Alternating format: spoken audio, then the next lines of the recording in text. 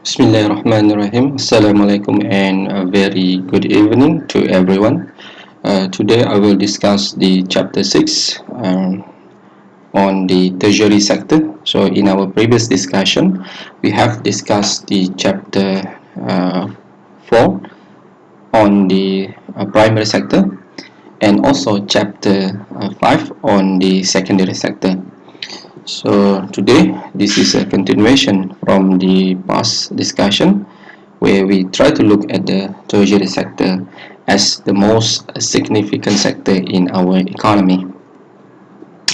Now, this is the overview of this chapter.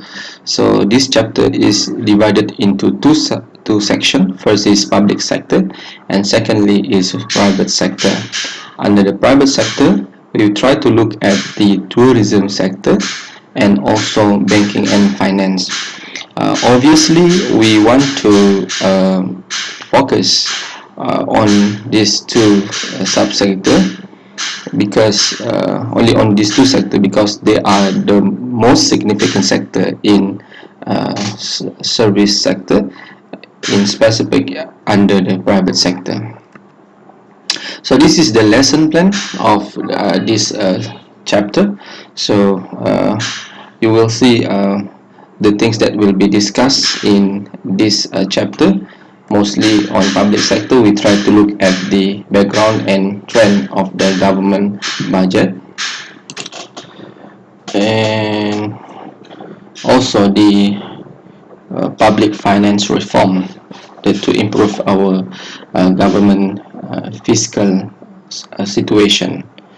And then in other section, private sector, we try to look at the contribution of each of the subsector under private sector, and then we try to see the strategies that has been conducted by the government in order to promote these two subsector, namely tourism and banking and finance.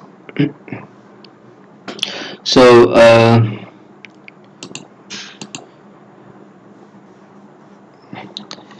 before we begin, I think it is best to look at the definition of the service sectors. So service can be defined as intangible, non-transferable economic goods as distinct from the physical commodity. So as we learn in primary sector and the secondary sector, these two sectors produce goods, and these goods are physical goods that can be seen, can be transferred, can be they are tangible.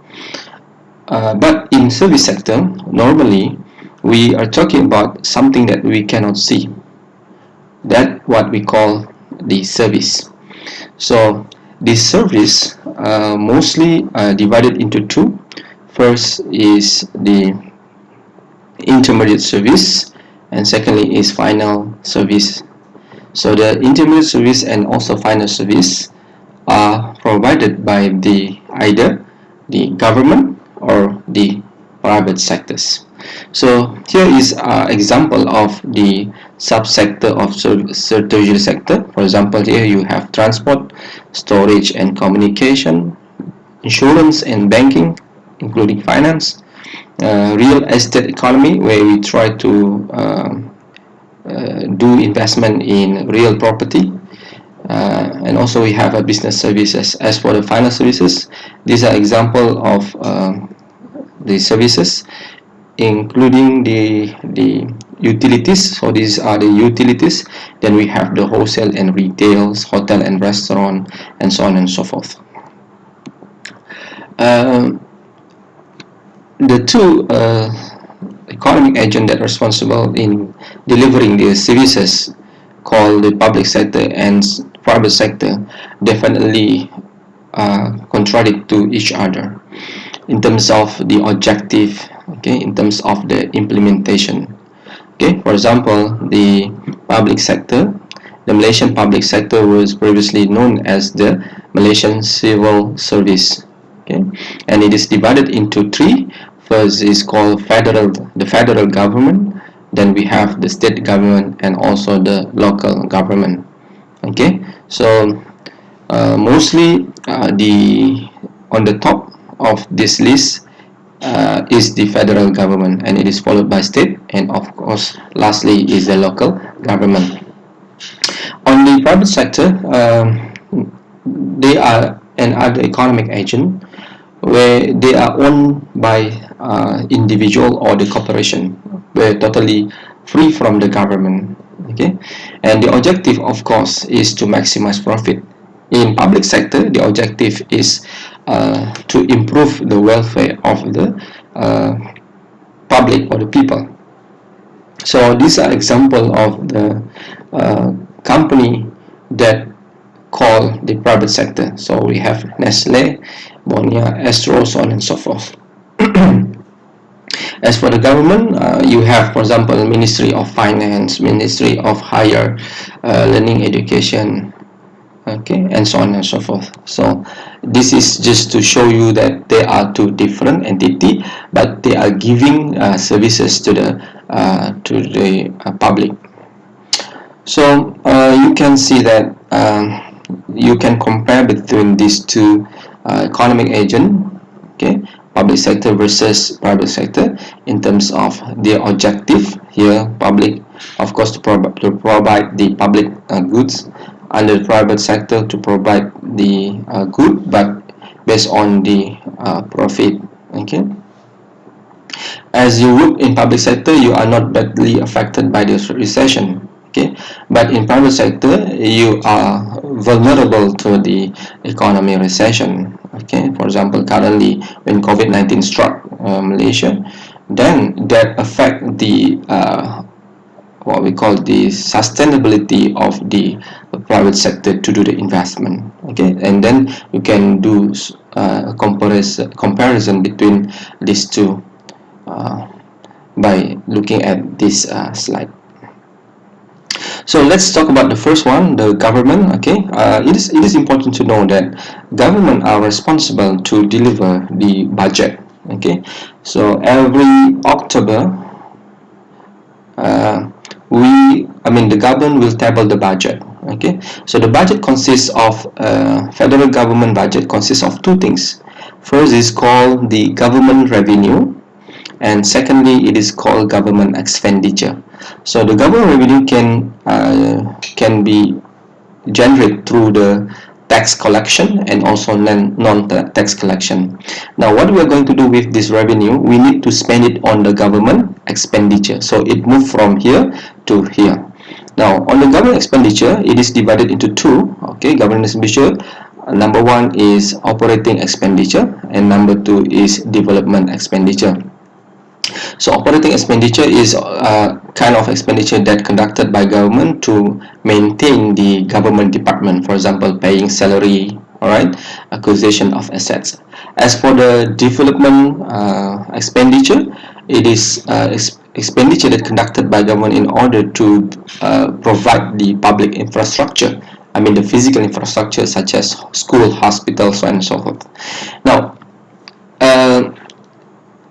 if the government revenue is equal to government expenditure, meaning that amount of that we earn or we collect from tax and non-tax are equal to money that we spend, it is called balance.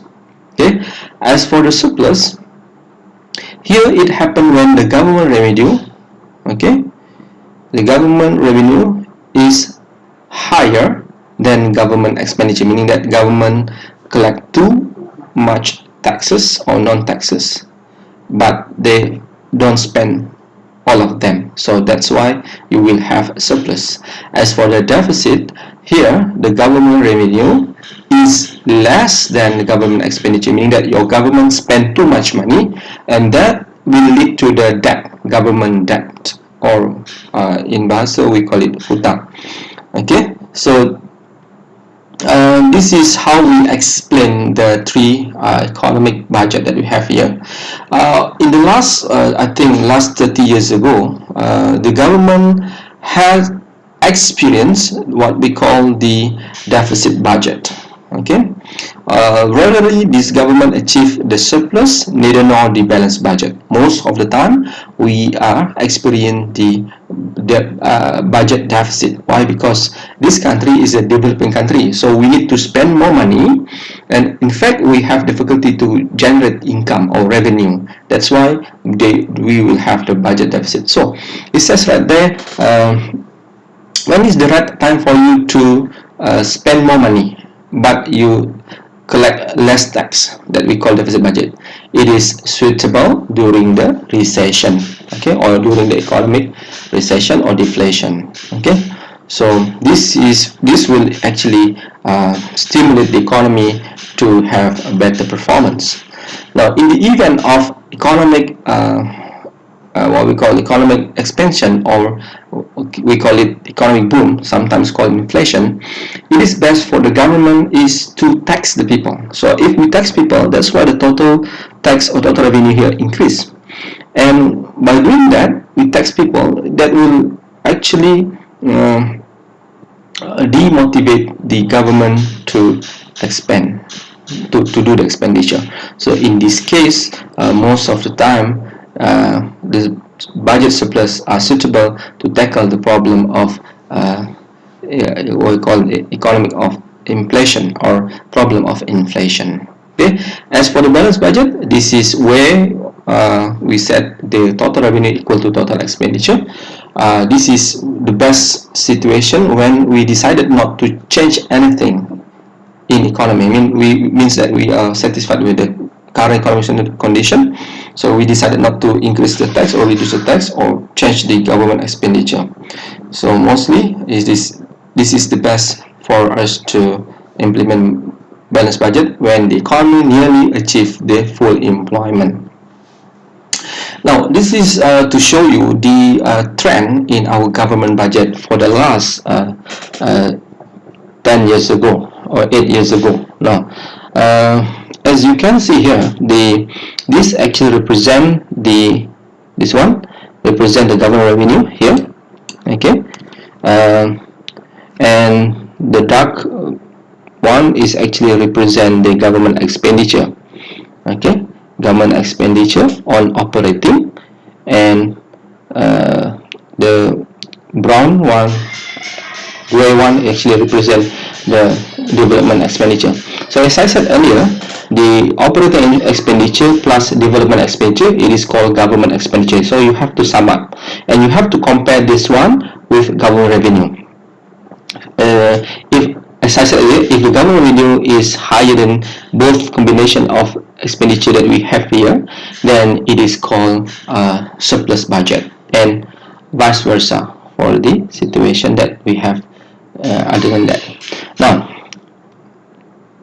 so if you see here, you will notice that if you sum this, the second and the third bar, okay, they are always higher than the government revenue. Okay, so that's what I call deficit. So in the past, you will notice that not only this trend shows an increasing growth in our government revenue and also our government expenditure, but it also shows that we have prolonged deficit in our government budget. That's why government need to maintain their expenditure, mean to control their expenditure to avoid from borrowing money from the other sector of economy or from other countries. So in order to solve that problem just now, because this is actually called deficit. Deficit is not good for the economy because it leads to the debt, federal government debt. So currently it reached or stood around 700 up to 800 billion. Okay, so that's why we need to solve this problem. We need to solve it. So how we are going to solve that problem? Okay, so we need to what you call, we need to do what we call public finance reform. Okay, so in this public finance reform, we need to make sure that we will be able to Number one is enhance the tax administration and compliance. Number two, expenditure rationalization and optimization. And number three is improvising the fiscal policy institution. And number four, strengthening budget management and the control. Now the details are explained in this table. So you can see that the A, improve tax compliance and administration, actually about the revenue. We want to improve government revenue. Okay, and then rationalization of corporate tax incentive, also about the government revenue. As for the C, expenditure control, it is about controlling the government expenditure. Alright, so basically we want to increase A and B, we want to increase government revenue. As for the C and D and E, they are actually to reduce government expenditure, especially the C and D. So by doing that, we will be able to solve the problem of deficit budget in our in Malaysia. Now, so what do we do? In the past, we have conducted, for example, improved tax compliance and administration. We have widened field audit and investigation coverage, all right?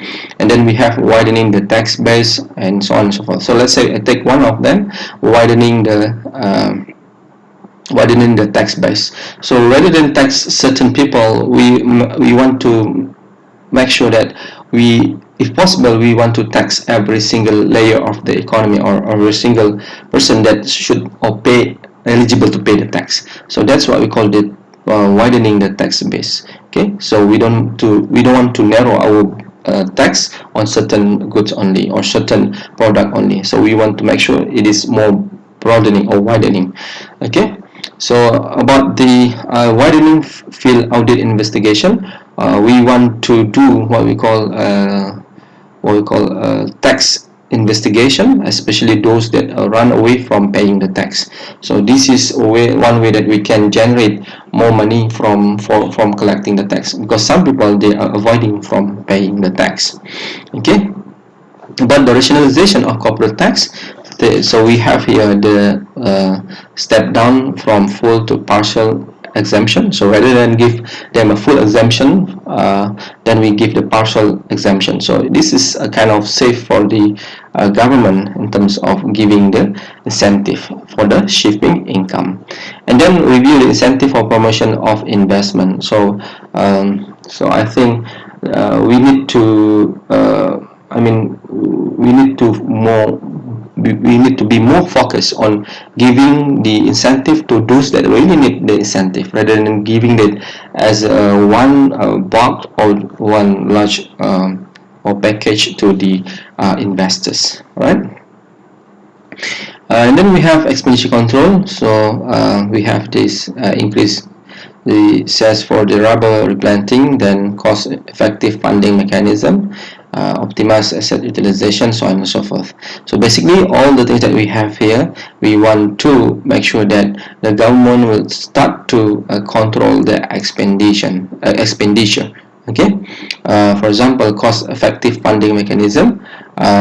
Here some of these public university are actually trying to find their own sources. Okay, so that's what I call cost effective funding mechanism. Okay, so they have to do all their best to generate their own income. That's why, for example, your ITM currently try to set up what we call wakaf and kind of fund, so that this fund can be used to finance the university and also their operations. And you can read for the rest of this. I'm not going to explain the details. Now the next part is called the tourism sector. So I need you to look at the importance of tourism sectors. Tourism sector is one of the most significant sector in the tourism in service sectors. This sector has contributed around 90 billion ringgit Malaysia in one single year in the past. So number one, the contribution of tourism sector is it generate what we call foreign exchange earning.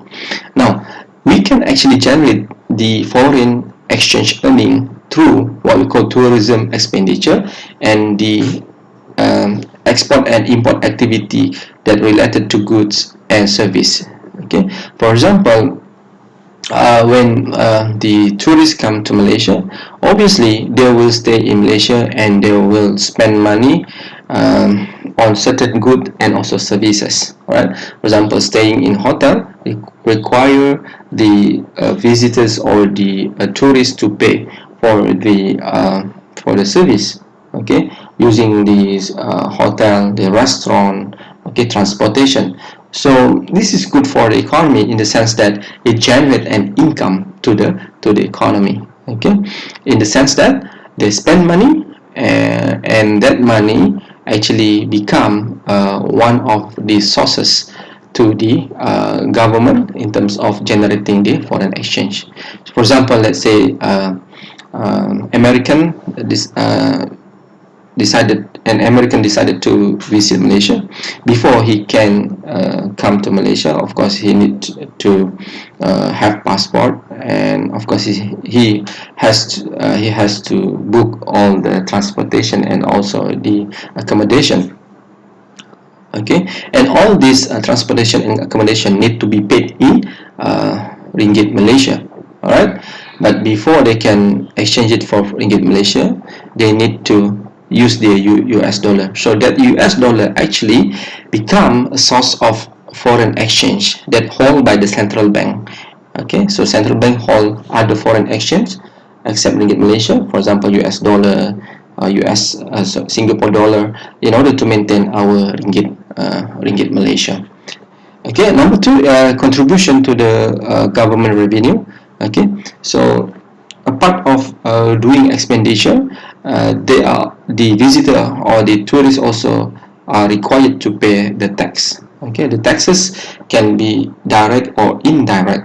For example, when they're staying in hotel, they have to pay the what we call inheritance tax. They have to pay SST. So all these tax actually become the source of government revenue. Okay, and the government can use this revenue to spend on government expenditure. And then we also have employment creation, where the foreign sector, the tourists or the visitors actually allow the local economy to grow faster, and also at the same time this actually provide the job opportunity or job creation or employment creation to the public. For example, in hotel or restaurant, we need what we call the manager. We need the let's say we need the housekeeping. Okay, so we need the tourist guide. So all these workers or all this kind of job actually created because of the tourism sectors. Okay, so this is good in terms of improving our ability to provide job creation. At the same time, we be able to reduce poverty and also reduce the income gap, especially in the rural area that rich with what we call flora and fauna, or what we call ecotourism. And then we have the stimulation of infrastructure investment, okay, to attract world-class to attract the what we call the international tourists. We need to provide a world-class infrastructure. Okay, so this world-class infrastructure are needed to support the activities, especially in tourism sector.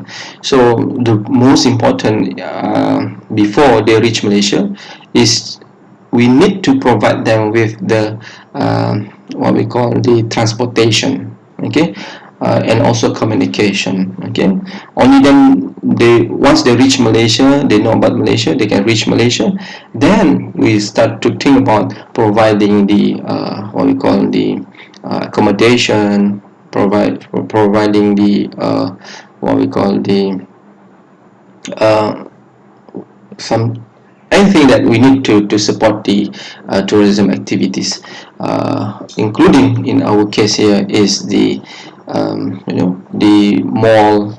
Okay, anything that actually attract the foreign the foreigners or the what we call the tourists. And this is actually good for the public, because at the same time, public, I mean the local people also can or be able to enjoy the infrastructure that initially provided by the government to attract the foreigners. And in some cases, this tourism sector also contribute to the local economy, in the sense that some of this local economy are relying on tourism sector. For example, in Terengganu, there are economic activity that call entertainment vendor, rickshaw operator, that actually exists because of the tourism sector. Including here, we have the the what we call the accommodation, chalet, so on and so forth. So they all actually will improve the economic activity in the rural or in the locality. So that's why this tourism sector are important to the economy. Okay, then what are the strategies needed to improve, or need to be done in order to improve the tourism sector in economy in Malaysia? Number one, it is called brand positioning. Okay, so there are two of them. First is Malaysia Truly Asia, to attract the foreign tourists.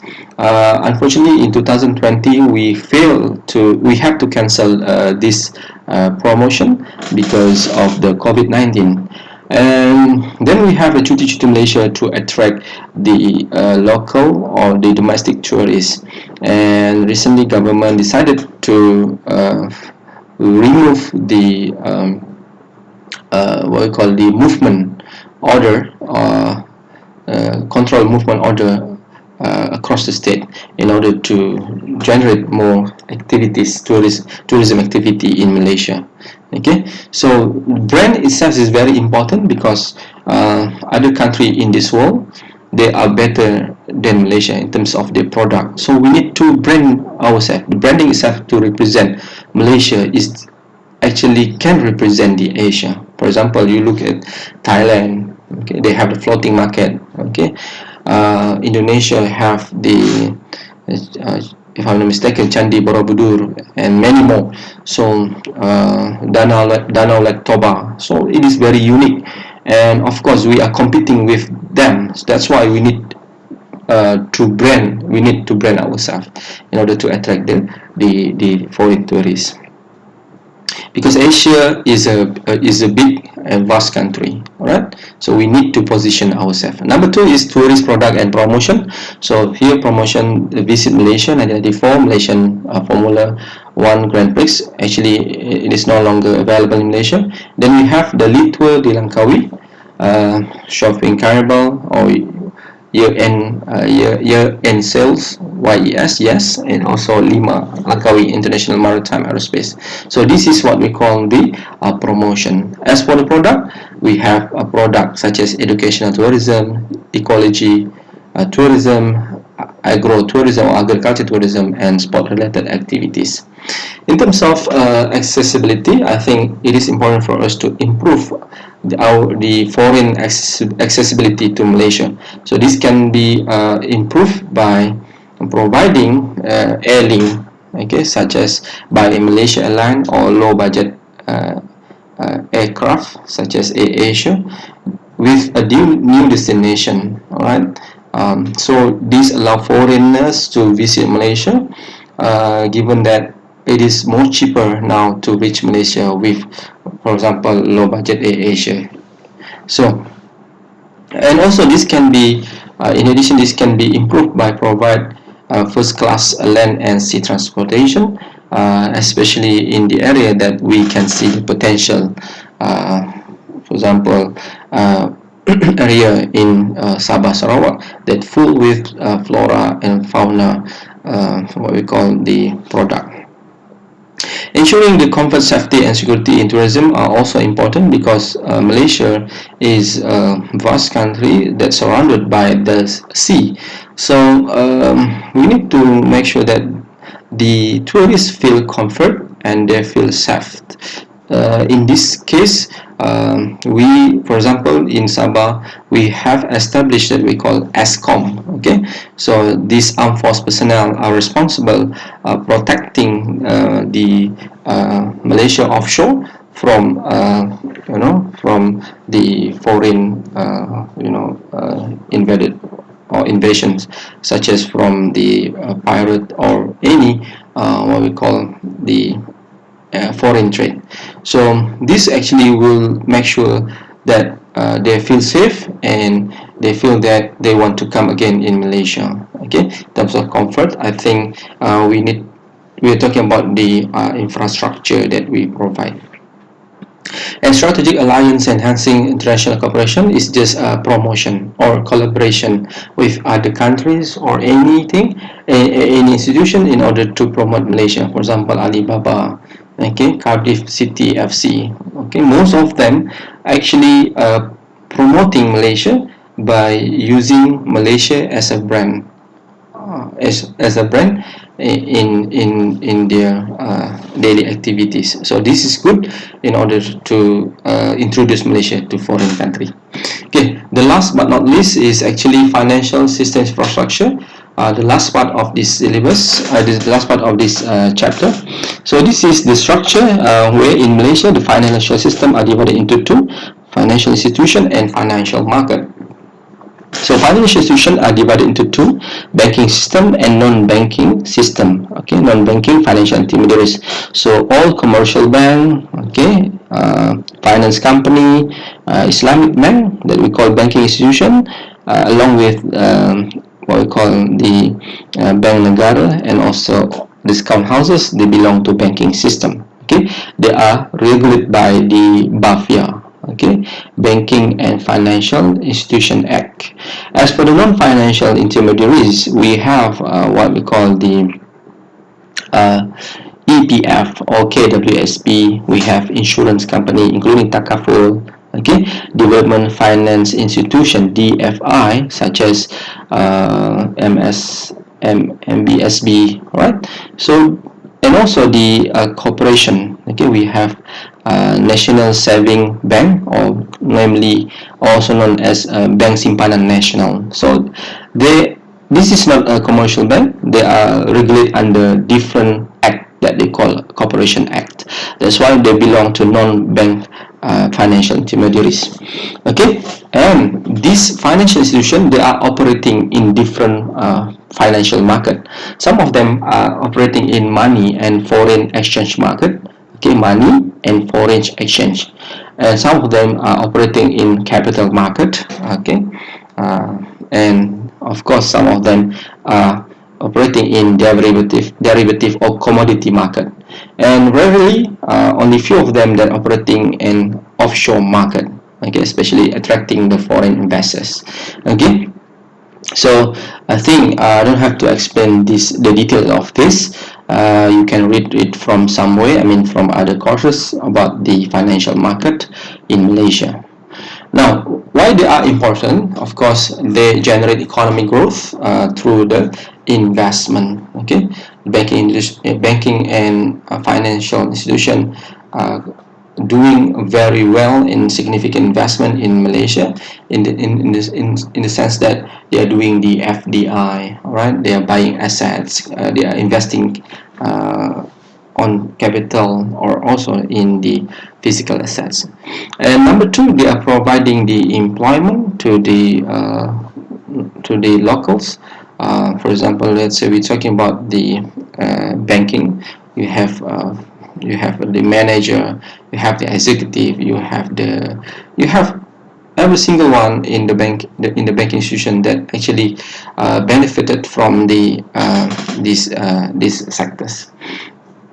And then it support the other industries in terms of providing the financial assistance, okay, and promoting the export import, or we call promotion of trade. Okay, without financial institution, insurance company, it is almost impossible to support the primary and the secondary sector.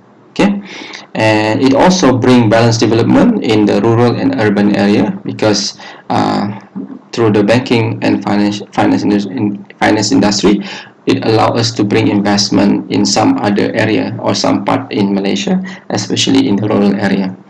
And you can read the rest of this contribution in your textbook. Okay, the evolution of the Malaysian financial sector.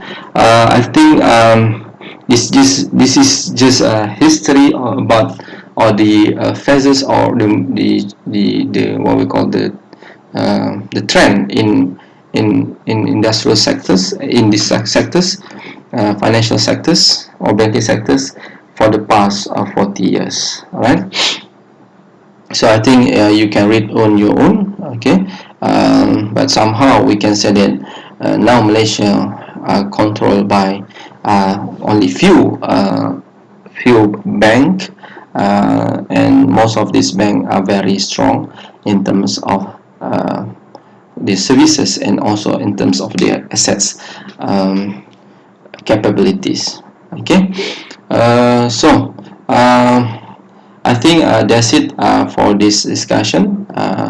Hopefully that if you have any question, you may ask me, and or you may refer to your textbook. That's it. Thank you. All right. So see you again. Hopefully that this will benefit you. Thank you.